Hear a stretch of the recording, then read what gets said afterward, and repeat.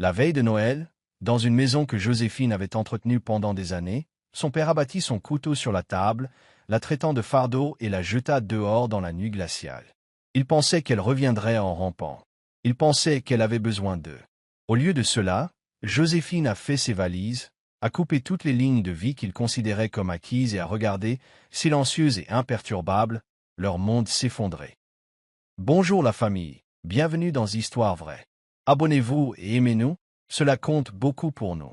Partagez également cette vidéo avec vos amis et vos proches, et activez les notifications de publication pour ne rien manquer de nos prochaines vidéos. Merci pour votre aide.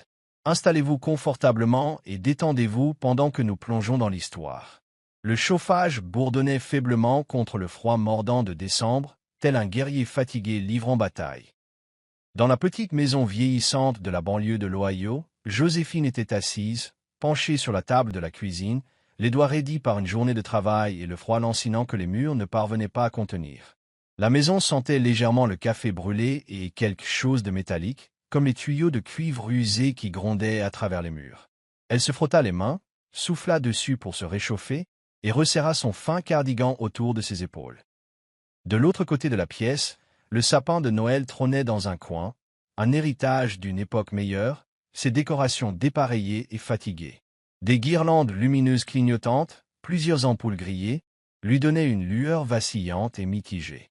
Daniela, la mère de Joséphine, s'activait dans la cuisine, faisant claquer des casseroles et marmonnant dans sa barbe. C'était censé être le réveillon de Noël, un moment de convivialité, de rire et de famille. Au lieu de cela, il n'y avait que le cliquetis des assiettes et un silence pesant, plus pesant que l'air hivernal du dehors.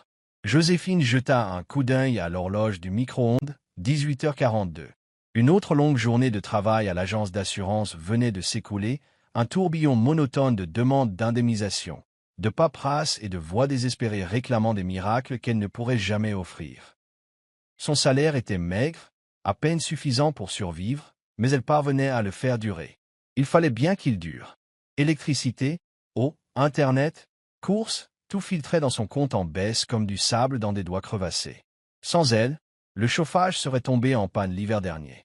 Sans elle, l'eau du robinet serait tarie, les lumières seraient tombées dans l'obscurité, le réfrigérateur serait vide. Joséphine ne s'en plaignait pas. Elle ne s'attendait pas à de la gratitude. Au fond d'elle-même, elle se persuadait que c'était le propre de la famille, porter le poids là où il était trop lourd. Mais ces derniers temps, ce poids ne semblait pas partagé. On lui avait jeté ça dessus, sans qu'elle le remarque, sans même un regard. Elle aperçut son reflet dans la fenêtre, pâle, fatigué, bien plus âgé que 24 ans, et se demanda quand elle était devenue un fantôme dans sa propre vie. Du salon, elle entendit le bourdonnement de la télévision. Son père regardait à moitié un match de sport, un verre de vin à la main, les pieds posés négligemment sur le pouf taché. Harold avait été différent autrefois, fier, énergique, drôle même. Mais le licenciement d'il y a 3 ans l'avait transformé en quelque chose d'amer et de tranchant. Il ne cherchait plus de travail. Il ne cherchait plus rien. Son frère Nathan, 17 ans, encore accroché aux vestiges de son enfance, jouait à des jeux vidéo à l'étage, perdu dans des mondes bien plus cléments que celui-ci. Joséphine s'agitait sur son siège, jetant un coup d'œil à la pile de factures qu'elle avait glissée sous un set de table, aux dates d'échéance cerclées de rouge, aux avertissements de découvert, aux avis de fin de mois. Elle pensait à son prochain salaire, déjà rationné en petits morceaux minutieusement répartis. Le loyer de ce refuge en ruine, les courses pour faire tourner le réfrigérateur, le Wi-Fi pour que son frère puisse faire ses devoirs. Un léger bruit sur la fille levait les yeux. Daniela posa une assiette de jambon sur la table.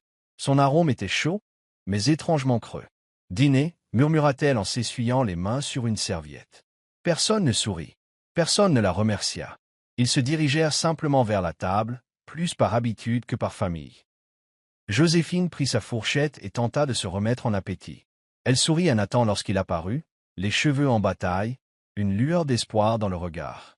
Mais avant qu'elle puisse dire quoi que ce soit, Harold s'affala au bout de la table et se servit un autre verre de vin bon marché, le regard vitreux et perdu. La radio sur le comptoir grésillait un chant de Noël faible et faux. Das Newt, Saint Newt. L'ironie n'échappa pas à Joséphine. Les fourchettes raclèrent les assiettes. Quelqu'un toussa. Quelqu'un a laissé tomber un couteau. Personne n'a vraiment parlé. L'air était chargé d'une odeur innommable. Du ressentiment, peut-être, ou des regrets. Joséphine ravala une boule dans sa gorge dès sa première bouchée. Elle fit circuler la purée dans son assiette, l'esprit à moitié absorbé par le service du lendemain. Les courses qu'elle devait faire, le salaire déjà dépensé dans sa tête. Toujours en train de calculer. Toujours en train de planifier. Toujours avec elle. Et toujours invisible. Si elle disparaissait demain, se demandait-elle, s'en apercevrait-il seulement? Cette pensée persista, lourde et dangereuse, tandis qu'Harold reposait son verre de vin avec un tintement sec et s'éclaircissait la gorge. Joséphine leva les yeux, sentant quelque chose bouger, quelque chose de brut et de les remontant à la surface. Et à cet instant, juste avant les mots qui allaient tout bouleverser, elle réalisa quelque chose de profond et de terrible. Elle avait toujours été perçue comme un fardeau. Jamais la bouée de sauvetage. Le bruit fut si aigu qu'il fit sursauter Joséphine. Le couteau d'Harold s'écrasa sur la table, faisant vibrer les couverts et créant un écho creux qui rebondit sur les murs en plâtre fissuré. Nathan se figea en pleine bouchée, sa fourchette suspendue en l'air, un minuscule morceau de poulet pendant entre ses dents. Daniela tressaillit, mais le masqua rapidement d'un rire forcé. Fragile, désespéré, le genre de rire que l'on fait quand on fait comme si tout allait bien. Joséphine posa lentement sa fourchette, le pouls battant à ses oreilles. Le regard de son père la fixait, froid, impitoyable, sans ciller. Cette fois, il n'y avait pas d'erreur possible. Impossible de ne pas remarquer le dédain qui s'était figé dans son expression. Sa voix était basse et posée, tranchant l'air lourd comme une lame. « Tu es un fardeau, » dit Harold. Les mots ne parvinrent pas tout de suite à son but, comme si la pièce elle-même résistait à leur passage. Joséphine le fixa, attendant la chute, le rire penaud qui suivrait. Mais rien ne vint. Seul le léger crépitement de la vieille radio et le murmure lointain du vent contre les fenêtres. On ne peut plus vivre ici. L'espace d'un instant, le monde a basculé. Joséphine cligna des yeux, comme si elle avait traversé la surface d'un étang gelé, s'écrasant dans une incrédulité glaciale. Daniela ouvrit la bouche, peut-être pour protester, mais seul un son ténu et nerveux s'en échappa, une toux, un halètement, quelque chose entre la honte et la reddition. Ses mains voletaient inutilement sur les bords de la nappe, lissant d'invisibles plis. La voix de Joséphine semblait coincée au plus profond de sa poitrine. Lorsqu'elle la retrouva enfin, elle sortit rauque et creuse. « Qu'est-ce que tu viens de dire » demanda-t-elle d'une voix à peine plus forte qu'un murmure. « Tu m'as entendu » rétorqua Harold, serrant son verre à vin jusqu'à ce que le cristal bon marché craque de façon inquiétante. « C'est ma maison, et je dis que ça suffit. Tu dois déménager, comme si elle était une invitée indésirable, comme si ce n'était pas elle qui maintenait cette maison en vie pendant qu'il se noyait dans l'apitoiement sur lui-même et l'alcool éventé. » Joséphine serra les poings sous la table, ses ongles s'enfonçant dans ses paumes. Elle sentait le regard horrifié de Nathan la transpercer de l'autre côté de la table.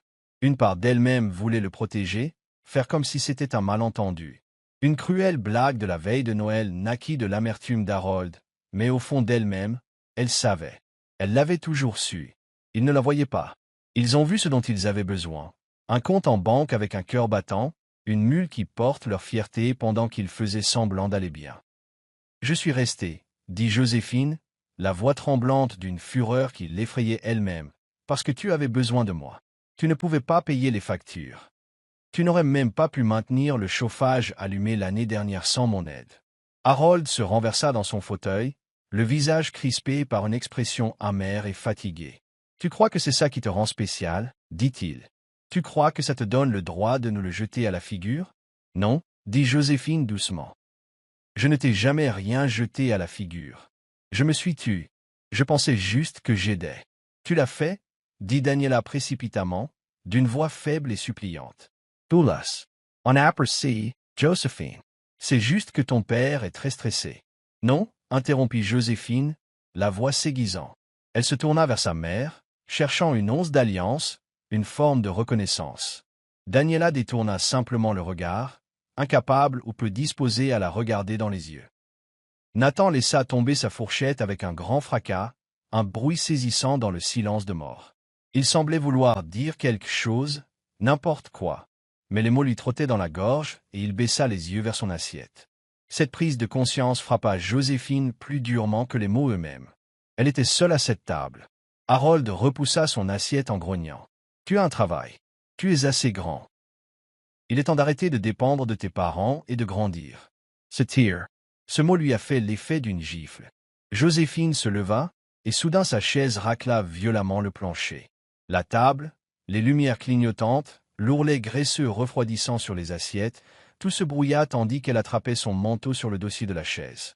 Personne ne fit un geste pour l'arrêter. Ni Harold, qui remplit son verre sans un regard. Ni Daniela, qui se tordait les mains et fixait le sol. Ni Nathan, assis, figé, les lèvres pincées en une fine ligne de tristesse. Joséphine serra son manteau autour d'elle, la vieille fermeture éclair s'accrochant au tissu usé. Elle trébucha vers la porte, le cœur battant à tout rompre. Tandis que ses doigts tâtonnaient sur la poignée, elle marqua une pause juste le temps de jeter un dernier regard par-dessus son épaule. Son père lui tournait déjà le dos. Sa mère s'affaissait sur sa chaise, vaincue. Son frère, le doux et innocent Nathan, la regardait fixement, la suppliant silencieusement de ne pas partir. Mais Joséphine savait, avec une certitude profonde, que rester serait une mort lente. Elle ouvrit la porte. Un souffle d'air glacial envahit la pièce, faisant trembler les guirlandes de Noël dans leurs douilles. Personne ne parla. Personne ne la rappela. Elle sortit dans le froid, la porte se refermant derrière elle avec un bruit final qui résonna dans la rue déserte. Et soudain, Joséphine n'était plus une fille, une sœur, ni une bouée de sauvetage. Elle était autre chose, quelque chose de brut et de dangereux, quelque chose de libre. Les lampadaires projetaient de pâles halos sur le trottoir fissuré tandis que Joséphine remontait l'allée, les semelles de caoutchouc de ses bottes crissant sur la fine croûte de neige sale. La maison se dressait derrière elle, la lumière du porche vacillante, un œil fatigué hésitant à se fermer. Son souffle était saccadé, davantage dû au frémissement de sa poitrine qu'à l'air froid de la nuit. Elle ne pleura pas. Pas ici. Pas encore. Ses doigts, raides et à vif, tâtonnaient avec les touches. La vieille serrure en laiton s'enfonçait obstinément dans la serrure, comme si la maison elle-même refusait de la laisser entrer. Joséphine poussa la porte avec un grognement, les gonds grinçant en signe de protestation. La maison était silencieuse, presque inquiétante.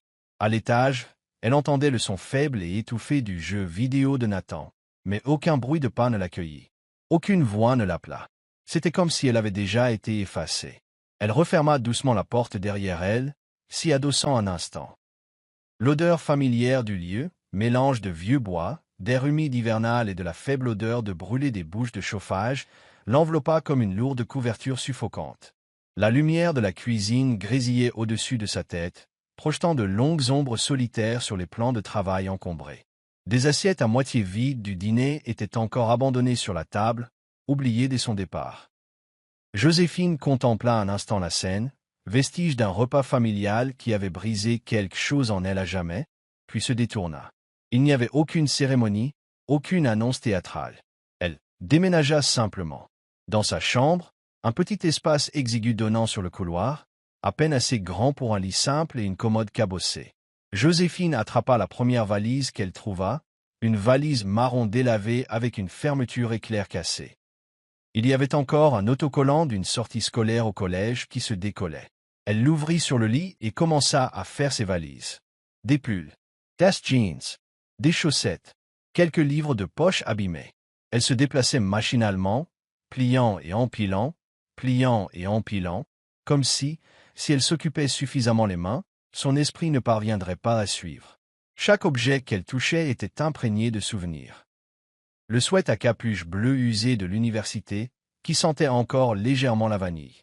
La photo Polaroid glissée entre les pages de son vieux carnet de croquis, elle et Nathan à la fête foraine, collante de barbe à papa et souriante.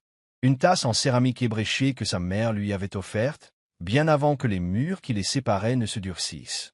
Joséphine marqua une pause, la tasse à la main, le pouce effleurant l'inscription effacée. « Tu es plus forte que tu ne le penses. » Un rire amer lui monta à la gorge. Plus fort? Peut-être. Ou peut-être juste assez stupide pour croire que l'amour pouvait surpasser le ressentiment. Elle posa la tasse avec précaution, presque tendrement, et ferma la valise. Il lui fallut moins d'1 heure pour démanteler la vie qu'elle avait construite ici. La petite île qu'elle avait tenté de se tailler dans une maison qui ne demandait qu'à l'engloutir. Elle avait rempli 2 valises et un seul sac de sport cabossé. C'était tout. 24 ans se résumaient à 3 bagages et une douleur sourde entre les côtes. Avant de partir, elle griffonna un mot, ne serait-ce que par politesse ou peut-être par fierté obstinée, et le scotcha sur la porte du réfrigérateur. « Je pars ce soir. Bonne chance. » Pas de colère. Pas d'accusation. Juste les faits. Elle enfila son manteau, jeta ses sacs sur ses épaules et jeta un dernier coup d'œil à la minuscule chambre sombre. Les posters se décollaient des murs. Le miroir fissuré s'appuyait contre la commode. Le ruban délavé de sa remise de diplôme du lycée était toujours accroché au coin de son tableau d'affichage. Rien de tout cela ne l'accompagnerait. Plus rien ne lui appartenait. En bas, elle se déplaçait comme un fantôme, silencieuse et invisible. Elle hésita devant la porte d'entrée. L'air froid qui s'infiltrait par les fentes lui mordillait déjà les joues. Une part d'elle-même, brisée et désespérée, aurait voulu que quelqu'un accourt, l'arrête, lui présente ses excuses, la supplie de rester. Mais aucun pas ne résonna dans l'escalier. Aucune excuse désespérée ne résonna. La maison resta immobile, indifférente, comme toujours. Joséphine redressa les épaules et ouvrit la porte. La nuit la frappa de plein fouet. Hammer, brute, honey. Ses bottes crissèrent à nouveau dans la neige tandis qu'elle se dirigeait vers sa voiture. Les feux arrière de quelques véhicules voisins clignotaient paresseusement au loin.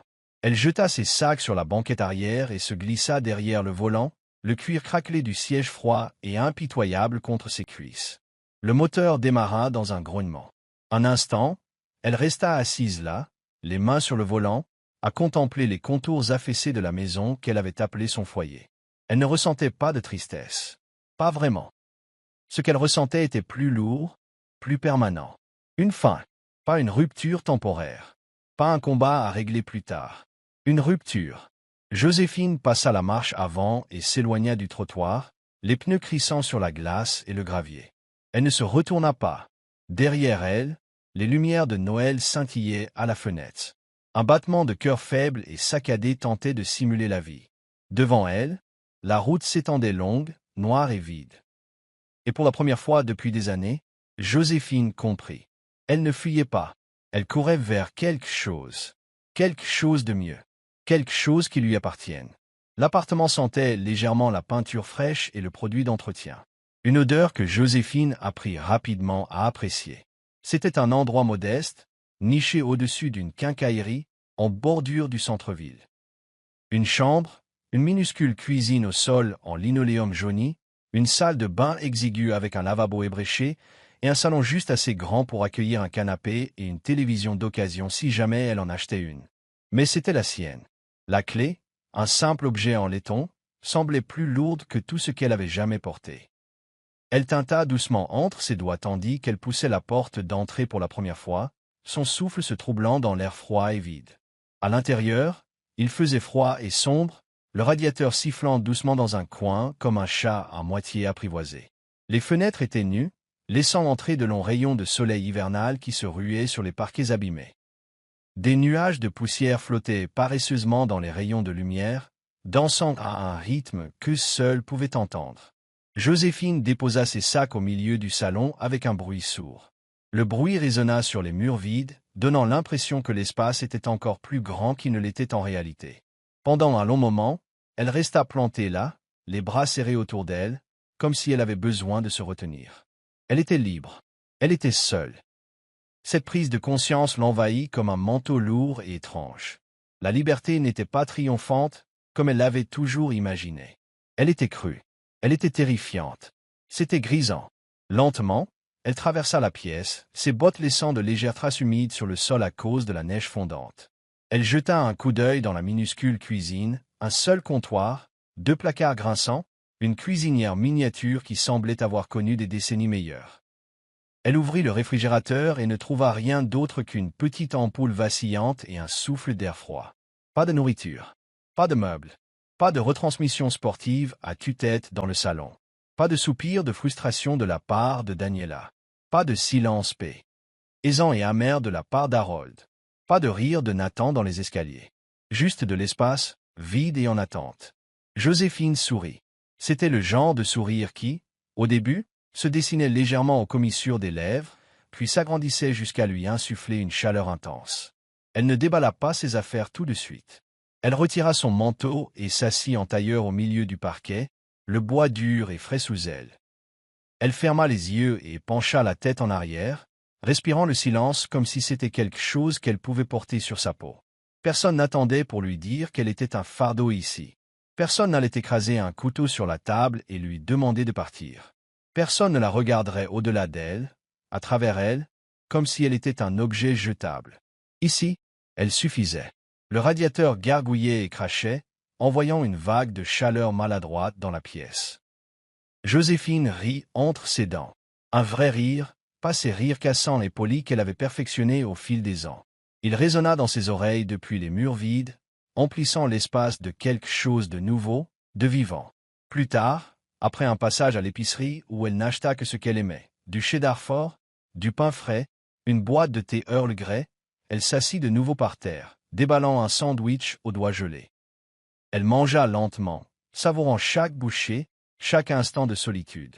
C'était ça, l'indépendance, réalisait-elle. Pas un montage cinématographique étincelant de réussite, mais une résilience silencieuse.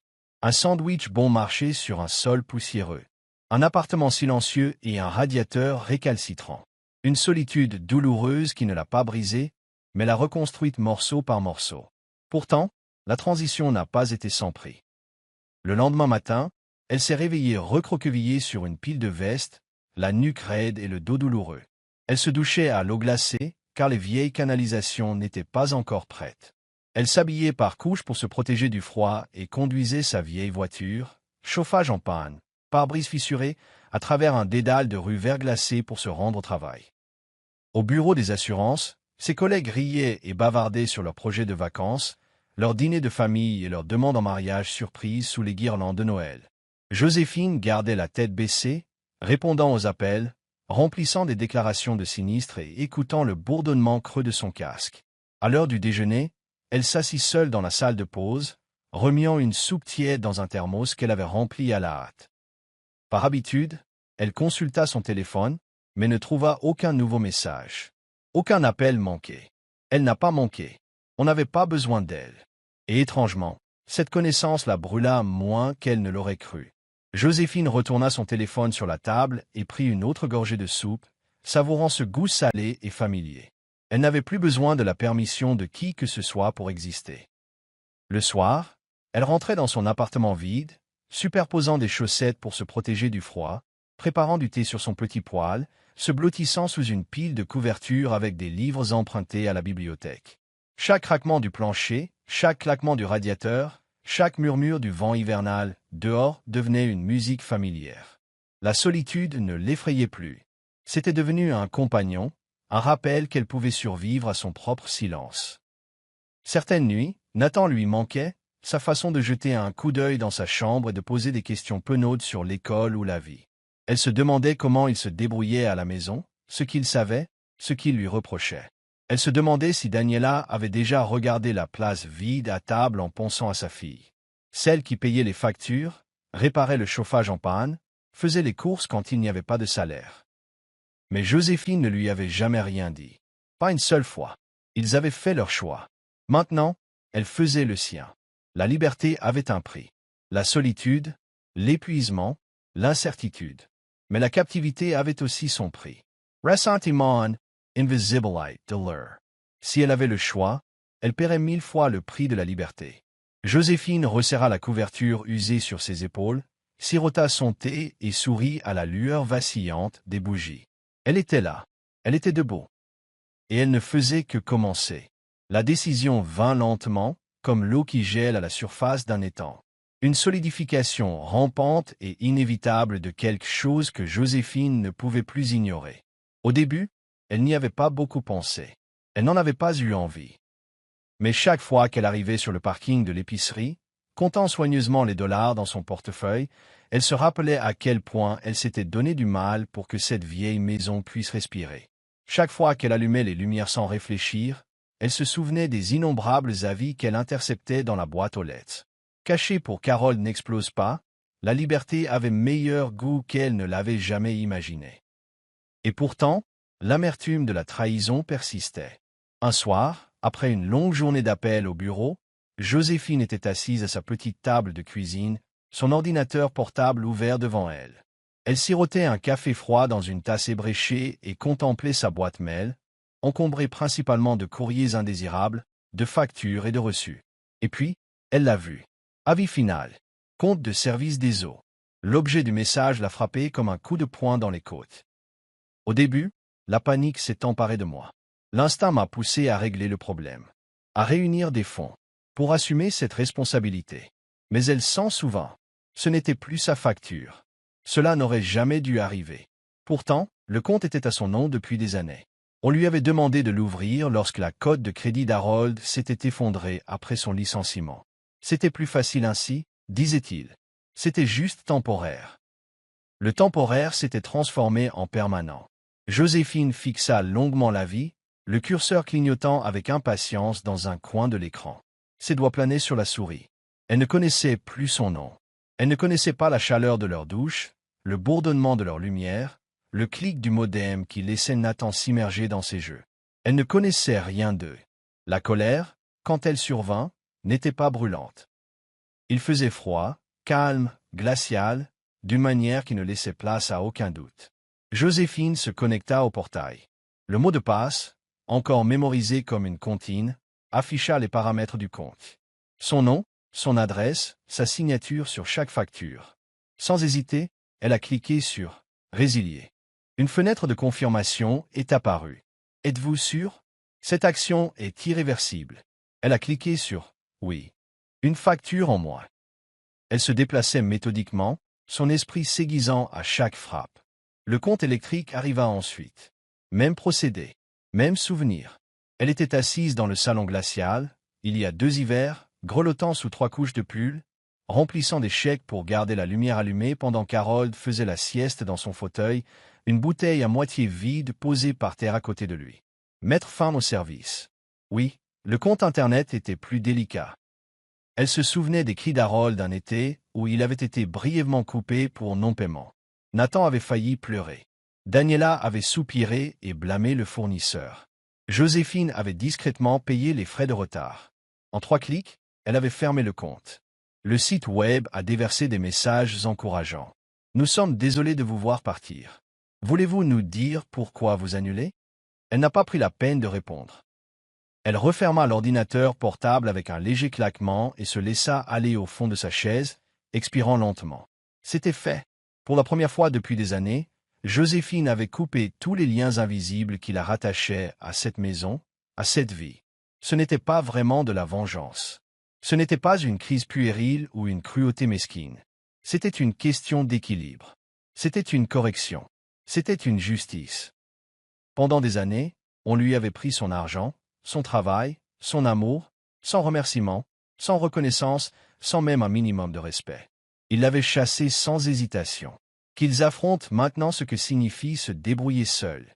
Elle imaginait Harold actionnant un interrupteur et rien ne se passant. Imaginez Daniela tournant la poignée du robinet et n'entendant qu'un gémissement triste et creux. Imaginez Nathan tapant sur le vieux routeur, désorienté par la coupure d'Internet en plein milieu de la partie. Joséphine n'était pas assez cruelle pour s'en réjouir, mais elle n'était pas non plus assez sainte pour se sentir coupable. Elle se leva, étirant ses épaules raides et marchant pieds nus sur le sol froid jusqu'à la fenêtre. Dehors, les lampadaires brillaient dans le crépuscule violet. La neige avait recommencé à tomber, de doux flocons silencieux tourbillonnant dans l'air comme des plumes. Le monde ne s'arrêtait pas de tourner simplement parce que quelqu'un avait été blessé. Le monde continuait, et elle aussi. Joséphine se serra plus fort dans son pull usé et sourit, petite, sûre, ferme. Laissons-les comprendre. Elle avait déjà construit sa vie à partir de ses cendres. C'était leur tour maintenant. Cela ne s'est pas produit d'un coup. Non, la chute s'est installée lentement, comme la pourriture sous le plancher, invisible au début mais inévitable, irréversible. Le premier signe fut l'obscurcissement des fenêtres. Une semaine après avoir débranché Joséphine, alors qu'elle traversait la ville pour faire des courses, elle passa devant son vieux quartier. Elle n'avait pas fait exprès. C'était un instinct, un virage à gauche familier, un raccourci qu'elle connaissait autrefois par cœur. Elle était là, la maison dans laquelle elle avait investi des années de sa vie, la toiture affaissée, la boîte aux lettres rouillées qui penchait encore. La couronne que Daniela avait accrochée de travers à la porte d'entrée après Thanksgiving se cabrait maintenant pathétiquement sous le vent.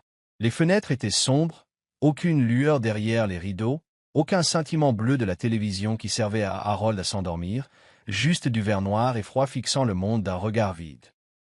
Joséphine ralentit involontairement, serrant le volant. Avait-il remarqué? Savait-il ce qu'elle avait fait? Elle ne s'attarda pas. Elle poursuivit sa route, le cœur battant, laissant la maison se rétrécir dans son rétroviseur comme un mauvais rêve. Le deuxième signe apparut quelques jours plus tard. Un jeudi matin glacial, son téléphone vibra, une avalanche d'appels manqués et de messages vocaux se multipliant. Joséphine fixait les notifications, sirotant un café brûlé dans un gobelet en polystyrène, dans la salle de pause du bureau. Maman, 3 appels manqués. Maman, messagerie vocale 112. Papa, messagerie vocale 045. La tension dans sa poitrine revint, ses vieux instincts reprenant de plus belle. Répondre, réparer, s'excuser, se sacrifier. Mais elle les réprima. Elle posa le téléphone face contre terre sur la table, le laissant vibrer silencieusement contre le stratifié bon marché. Si c'était vraiment urgent, ils trouveraient un autre moyen. Ils avaient réussi à la mettre dehors. Ils parviendraient sûrement à survivre. Plus tard, la curiosité l'emporta. Elle écouta les messages vocaux, tous plus frénétiques les uns que les autres.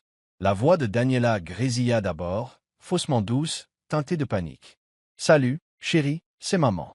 Je crois qu'il y a un problème avec la facture d'eau. Tu pourrais peut-être vérifier. Rappelle-moi quand tu auras reçu ça, d'accord? Je t'aime. » Joséphine voyait presque sa mère arpenter la cuisine, le téléphone sans fil serré dans les 2 mains, se mordillant l'intérieur de la joue comme elle le faisait toujours quand elle était stressée. Puis la voix d'Harold, rauque, colérique. « Joséphine, qu'est-ce qui se passe? On a reçu des alertes de la compagnie d'électricité. Internet est en panne. Les lumières clignotent. Tu ferais mieux de régler ça. Tu m'entends? Tu nous dois une fière chandelle. Après tout ce qu'on a fait pour toi. » Il raccrocha avant d'avoir terminé sa phrase, l'enregistrement s'interrompant avec un bip strident. Joséphine laissa tomber le téléphone sur la table avec un bruit sourd. Elle ne leur devait rien. L'effondrement s'est produit progressivement, comme un barrage qui fuit avant d'éclater. Les voisins l'ont remarqué en premier. Monsieur Halloran, qui habitait 2 maisons plus loin, en a parlé à l'épicerie lorsque Joséphine l'a croisé. « Tes parents vont bien ?» demanda-t-il en déplaçant son sac de pommes de terre d'un bras à l'autre. « J'ai vu une camionnette de service devant hier soir. J'ai pensé que les tuyaux avaient peut-être gelé ou quelque chose comme ça. » Joséphine lui offrit un sourire poli et haussa les épaules. « Je ne sais pas. Je n'habite plus vraiment là-bas. » Les rumeurs se répandaient en ville comme de la mélasse. Tout le monde savait qu'Harold n'avait pas travaillé depuis des années, que le salaire de Daniela, employée à temps partiel à la bibliothèque, couvrait à peine les courses. Sans la main ferme de Joséphine en coulisses, les fissures s'élargissaient plus vite qu'elle ne pouvait les colmater. L'électricité a été définitivement coupée un samedi. L'eau a suivi quelques jours plus tard. Internet a été coupé, laissant Nathan furieux et bloqué avec ses devoirs à moitié terminés et ses écrans de jeux figés. Ils ont essayé d'appeler Joséphine à nouveau. Et encore. Et encore. Au début, elle a coupé la sonnerie. Puis elle a complètement bloqué les numéros. Nathan, désespéré et souffrant, a même essayé de lui envoyer des messages sur les réseaux sociaux. Une brève et misérable supplication. « Joe, s'il te plaît. » Il panique. Papa panique, ouais. C'est terrible. Ce soir-là, Joséphine était assise dans son lit, lisant le message dans la faible lueur de son téléphone, le cœur serré. Il lui manquait. Mon Dieu, son petit frère lui manquait, mais pas assez pour retourner dans le feu. Elle ne répondit pas. Elle ne pouvait pas. Ce n'était plus sa responsabilité. Ils avaient pris cette décision pour elle la veille de Noël. En moins de 2 semaines, un avis d'expulsion était collé sur la porte d'entrée, ses bords orange vifs flottant au vent de janvier. Joséphine passa devant voiture un jour, tard dans la nuit, sur un coup de tête qu'elle ne parvenait pas à expliquer. Elle regarda de loin Harold arracher l'avis d'un coup sec avec un grognement furieux, le froisser dans son poing et le jeter dans la neige. Daniela se tenait derrière lui, les bras serrés autour d'elle, et s'était inclinée. Nathan donnait un coup de pied dans un banc de neige, son souffle embué en l'air, les épaules voûtées pour se protéger du froid. La maison elle-même semblait s'effondrer sous le poids de leur défaite, sombre, creuse, brisée. Pendant un bref instant, Joséphine sentit quelque chose se tordre au plus profond d'elle-même. La culpabilité, la tristesse, une lueur tenace de loyauté. Mais elle se souvint du coup du couteau sur la table de Noël, des mots, du silence, de la porte qui s'était refermée derrière elle alors qu'elle pénétrait dans la nuit glaciale. Et elle se sentit durcir à nouveau, comme l'eau se transformant en glace. Elle s'éloigna sans se retourner. Le dénouement était complet. Ils étaient désormais livrés à eux-mêmes, exactement comme ils l'avaient demandé. Tout commença par un coup frappé, d'abord léger, presque poli, un timide coup contre la peinture écaillée de la porte de son appartement. Joséphine se raidit, assise par terre dans le salon, un bol de nouilles à moitié mangé refroidissant à côté d'elle. Un autre coup frappé, plus fort cette fois, insistant. Elle se déplaçait silencieusement, le cœur battant, glissant son téléphone dans sa poche et se faufilant jusqu'au Judas. À travers l'objectif fisheye, le couloir extérieur se tordait et se brouillait, mais elle reconnut instantanément la silhouette. Daniela. Sa mère se tenait dehors, emmitouflée dans une veste trop fine, un sac de course en plastique pendant d'une main, comme si apporter une offrande adoucirait la trahison. Son visage était pâle, marqué par le froid et quelque chose de plus vif. Le désespoir, peut-être, ou la honte. Joséphine recula sans un bruit. Elle pressa son dos contre le mur, respirant faiblement, se voulant invisible. Une part d'elle, cette petite part douloureuse qui se souvenait encore des histoires du soir et des tasses de chocolat partagées, avait envie d'ouvrir la porte, de prendre sa mère dans ses bras et de faire comme si de rien n'était. Mais cette part avait appris à ses dépens. L'amour sans respect était une chaîne, pas un lien. Les coups s'estompèrent. Daniela resta là quelques minutes encore, se balançant d'un pied sur l'autre, scrutant le couloir, hésitant entre attendre et reculer. Finalement, les épaules affaissées, vaincue, elle se retourna et disparut dans l'escalier. Joséphine se laissa glisser au sol, les genoux repliés sur sa poitrine, écoutant l'écho décroissant des pas de sa mère. Elle resta immobile jusqu'à ce que le silence revienne dans l'immeuble. Les messages commencèrent cette nuit-là. Pas de sa mère. Non, Daniela n'avait jamais été la personne la plus proche, mais de Harold. D'abord un courriel. Tu te crois meilleur que nous maintenant? Tu n'es rien sans cette famille. Et puis un message vocal. Décroche ce foutu téléphone. On a froid. On ne peut pas payer les factures, et c'est ta faute. Suivi d'un texto. Espèce de petite ingrate. Après tout ce qu'on a fait pour toi, le venin ne l'a pas surprise. Plus maintenant. Mais les vieilles blessures continuaient de faire mal en se rouvrant, comme si les mots eux-mêmes portaient de minuscules lames dentelées. Puis vint le message de Nathan. Un rugissement plus bref. Joe, je me fiche de ce qui s'est passé. S'il te plaît, parle-moi. Joséphine tenait le téléphone entre ses doigts tremblants, fixant la notification pendant un long et douloureux moment. Son pouce planait sur l'écran. Nathan ne l'avait pas trahi. Nathan n'avait pas jeté le couteau sur la table ce soir-là. Nathan ne l'avait pas jeté à la rue comme un chien errant. Mais Nathan était resté silencieux, et parfois le silence était aussi tranchant qu'une lame. Elle posa délicatement le téléphone, face contre terre, sur le plan de travail de la cuisine et s'éloigna. Certaines portes, une fois fermées, ne pouvaient être rouvertes sans ramener la tempête. Le lendemain, les messages ont changé. Daniela a envoyé des excuses soigneusement formulées via Facebook Messenger, l'équivalent moderne d'une lettre glissée sous une porte verrouillée. On ne le pensait pas, chérie. Ton père était ivre. Il ne savait pas ce qu'il disait. Nous avons besoin de toi. Reviens à la maison. Il n'y avait pas de maison. Pas pour elle. Juste une maison qu'elle avait autrefois tenté de recoller avec du ruban adhésif et des murmures d'espoir. Une maison qu'il avait recrachée à la seconde où elle avait cessé d'être utile. Joséphine ne répondit pas. Elle regarda les 3 petits points, l'indicateur de frappe, apparaître et disparaître, comme le pouls d'un être mourant. Les messages finirent par s'arrêter, mais pas avant qu'une dernière grêle de rage ne s'abatte sur elle. Un message vocal dit Harold S. Et furieux et bafouillé qu'elle pouvait à peine distinguer les mots. Tu vas le regretter. Tu vas revenir en rampant. Ne te crois pas meilleur que ta famille, Joséphine. Personne ne se souciera jamais de toi, comme nous l'avons fait. Elle l'a supprimé sans même l'écouter, sans sourciller, sans culpabiliser. Les jours se transformèrent en une semaine en deux. Le silence qui suivit était différent de celui qu'elle avait autrefois enduré à table. Épais de jugement et d'exigences silencieuses. Ce silence était pur. Ce silence était mérité. Chaque fois que Joséphine songeait à répondre, un souvenir lui revenait à l'esprit. Le visage de son père se tordait de mépris. Le regard de sa mère se détournait. Le claquement amer de la porte derrière elle, la veille de Noël.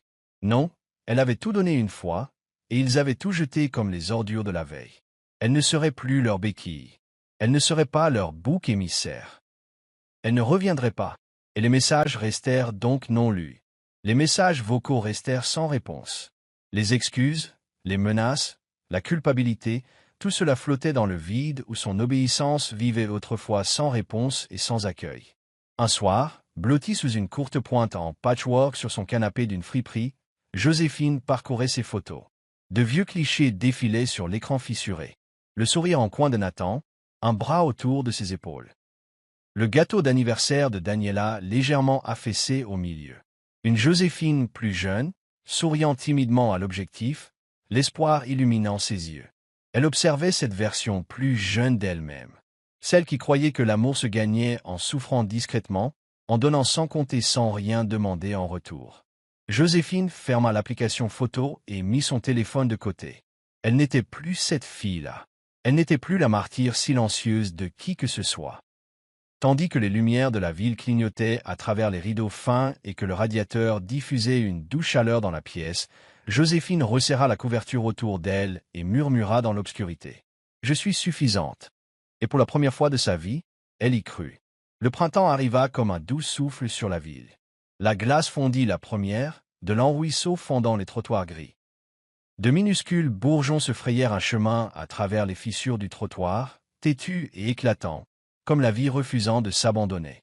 L'air changeait, toujours froid le matin, mais plus chaud l'après-midi, chargé d'un parfum de terre et de nouveauté. Joséphine le ressentait aussi profondément. Chaque matin, elle se réveillait avant son réveil, la lumière du soleil se faufilant entre les rideaux, réchauffant le petit appartement imparfait qui lui ressemblait désormais plus que jamais.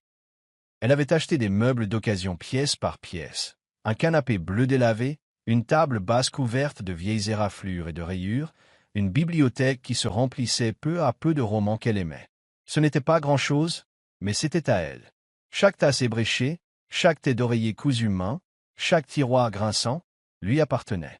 Son travail à la compagnie d'assurance avait également évolué. Une promotion, modeste mais significative, lui avait été accordée après que son manager eut remarqué sa constance et sa résilience. Elle n'était pas la voix la plus forte en réunion, ni celle qui avait les idées les plus clinquantes, mais c'était elle qui faisait avancer les choses, qui était présente à l'heure prévue, qui assurait discrètement le bon fonctionnement de la machine. Pour la première fois, les gens la voyaient non pas comme un fardeau, ni comme une obligation, mais comme une force, une nécessité.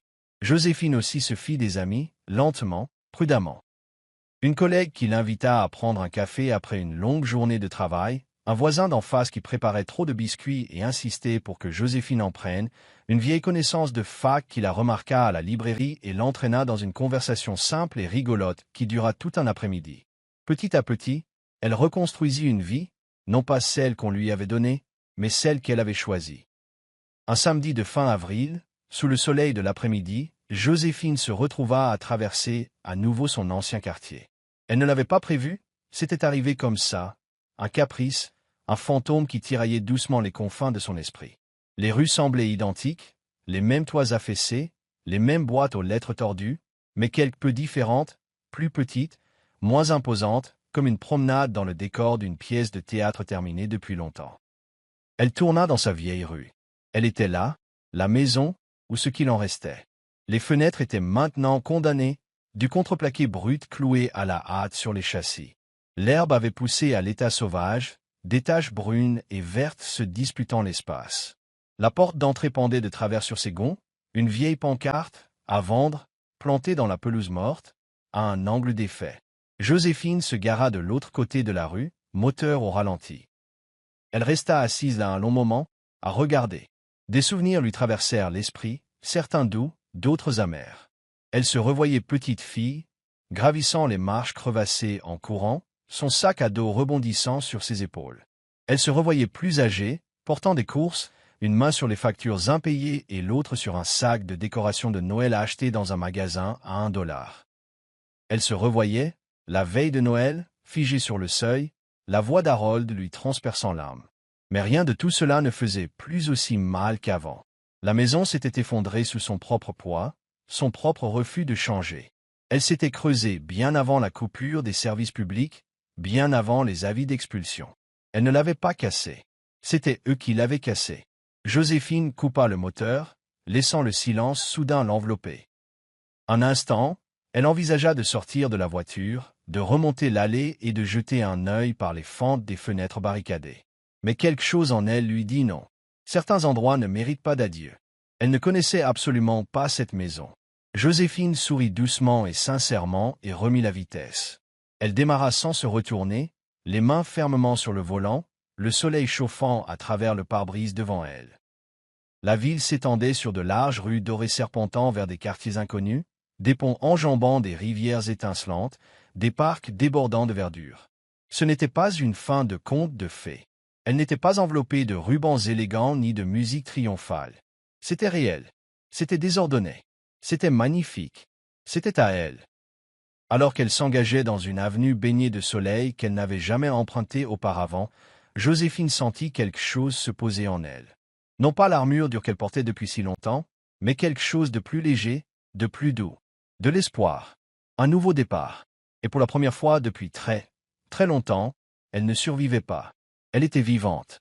Nous voici arrivés au bout de l'histoire. J'espère que vous l'avez apprécié. Laissez un like et abonnez-vous à ma chaîne YouTube pour plus d'histoires intéressantes.